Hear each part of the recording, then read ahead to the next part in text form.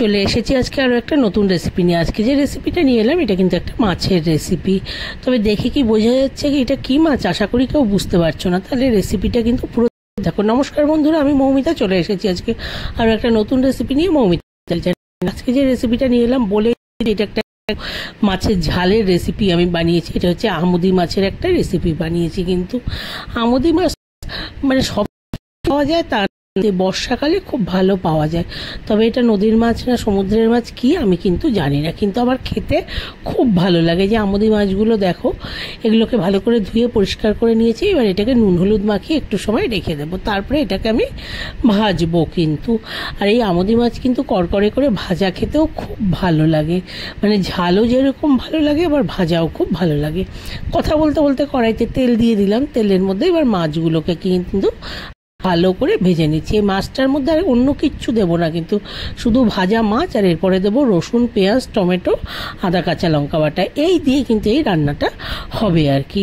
মাছ ভাজা হয়ে গেল, মাছ ভাজা তুলে নিলাম। এবার এই মাছ ভাজার তেলেই দিয়ে দিলাম প্রথমে গোটা জিরে আর শুকনো লঙ্কা ফোড়ন। ফোড়নটা ভাজা হওয়ার পরে আমি দিয়ে দিলাম 8 কোয়া রসুন, একটু থেতো করে নিয়ে আমি দিয়েছিলাম, কিন্তু রসুনগুলো ভাজা হতে দিলাম ভালো করে।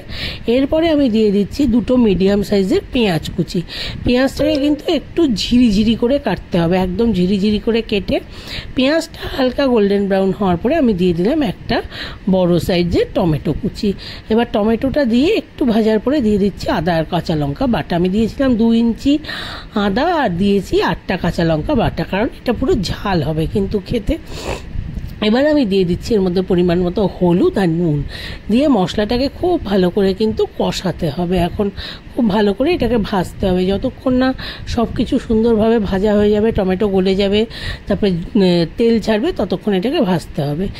ভালো করে কিছুটা সময় ভাজা হওয়ার পরে অল্প জল দিয়ে দিলাম, মানে জাস্ট মিক্সিতে যে আদা কাঁচা লঙ্কা পেস্ট করেছিলাম সেইটা ধুয়ে একটু জল দিয়ে দিলাম, দিয়ে ভালো করে মশলাটাকে কষিয়ে নিয়েছিলাম। নিয়ে এইবার আমি দিয়ে দিলাম মাছ ভাজাগুলো। মাছগুলো দেখে কেউ বুঝতে পারছো কিনা জানি না, তবে খুব কিন্তু ক্রিস্পি হয় এই মাছ ভাজাগুলো। এখন একদম রেডি হয়ে গেল। গিয়ে মাছগুলো দিয়ে 4-5 মিনিট রেখে দিয়েছিলাম, তারপরে এটাকে আমি সার্ভিং প্লেটে সার্ভ করে দিচ্ছি। আমার কিন্তু আমুদি মাছের ঝাল একদম রেডি। এটা কিন্তু গরম ভাতের সাথে খেতে দারুণ লাগে। এখন তো বেশ ঠান্ডা ঠান্ডা ওয়েদার আছে, মানে বর্ষা চলছেই বলতে পারি। এই সময় কিন্তু এরকম মাছের ঝাল আর গরম ভাত দারুণ লাগবে খেতে।